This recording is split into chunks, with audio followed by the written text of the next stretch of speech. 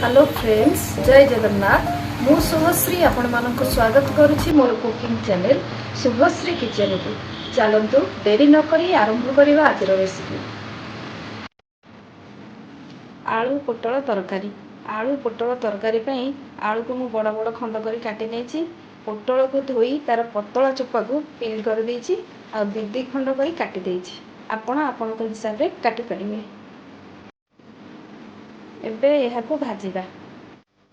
एबे तेल गरम हो आसलानी। पोटल पकईबा और टिके लुण दे फ्राए करवा।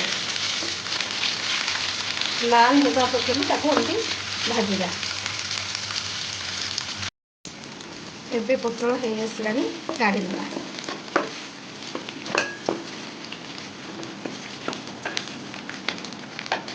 सेई कड़ाई रे एबे आलू को भाजिबा।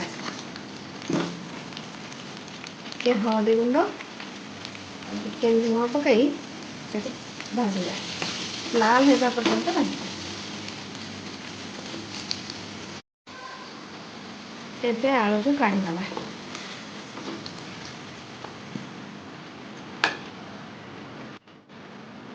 प्रस्तुति प्रणाली।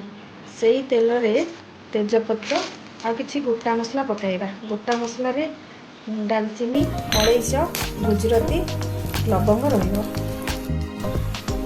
एबे कटा पियाज दे फ्राई करिबा। पियाज लाल हो आसलानी। एबे अदा रसुण रो पेस्ट दे कसिबा।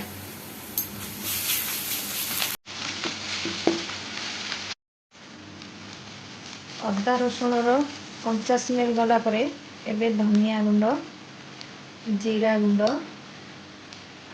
हळदी गुंड, लंका गुंड आ चिकन मसाला आ बाटी रखिथिबा टमाटो प्यूरी के देइदबा और भलो भाबरे याको कसेबा।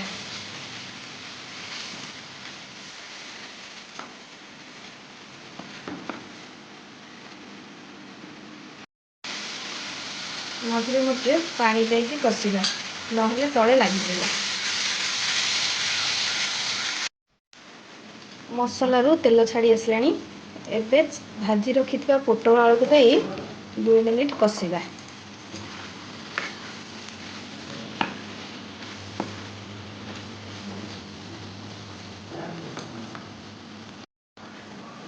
ग्रेवी पाई किछि पानी आ किछि आवश्यक अनुसार लुण देई सिझिबा पाई घोड़ेई देबे।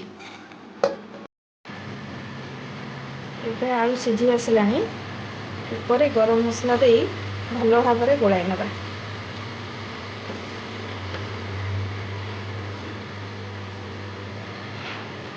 एबे प्रस्तुत हो जाइए आपनकर पोटल आलू तरकारी। एबे प्लेट को सर्व करिबा। को भात सहित रुटी सहित खाई परिबे। आशा करूछु यह आपण मानको निश्चय भलो लागिबो। भलो लागिले लाइक करिवे, शेयर करिवे और सब्सक्राइब करबा को जम्मा भी भूलिबेनी।